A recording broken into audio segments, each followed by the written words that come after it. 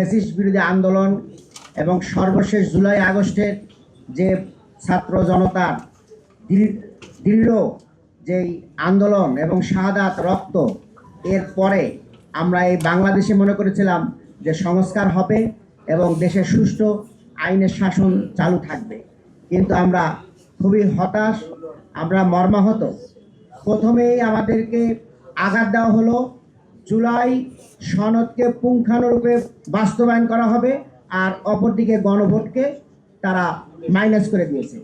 আবার তারা স্বাধীন বিচার ব্যবস্থাকে প্রতিষ্ঠার জন্য যে সুপ্রিম কোর্টের সচিবালয়, সেইটাকে বাতিল করে দিয়ে আবার বলছে আইনের শাসন চালু রাখবে এবং বিচার ব্যবস্থাকে স্বাধীন করবে। এই যে দ্বিমুখী যে নীতি এই সরকার অবলম্বন করছে, তাদের কাছে আমরা কোনো দাবি করে আমরা মনে করছি যে এটা দাবি করা না করা একই ব্যবস্থা। সম্মানিত সুধীমণ্ডলী, আজকে আমাদেরকে সোচ্চার হতে হবে, ঐক্যবদ্ধ থাকতে হবে। আমাদের এই বিচার ব্যবস্থাকে সুদৃঢ় করতে হলে, স্বাধীন করতে হলে আইনজীবীদের ঐক্যবদ্ধ থাকতে হবে। আমরা স্পষ্টভাবে জানিয়ে চাই, আমাদের এই বিচার ব্যবস্থাকে আধুনিকায়ন করা এবং ডিজিটালাইজেশন করা আমাদের এখন সময়ের দাবি।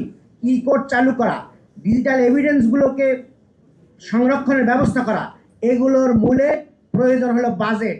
আমরা দাবি করব যে আমাদের এই বাজেটে বিচার ব্যবস্থার জন্য আরও যেন বাড়িয়ে দেওয়া হয় এবং প্রত্যেকটি খাত উল্লেখ করে আমরা যেন দেখতে পাই যে বিচার ব্যবস্থাকে মূল্যায়ন করা হচ্ছে, জোর দেওয়া হচ্ছে।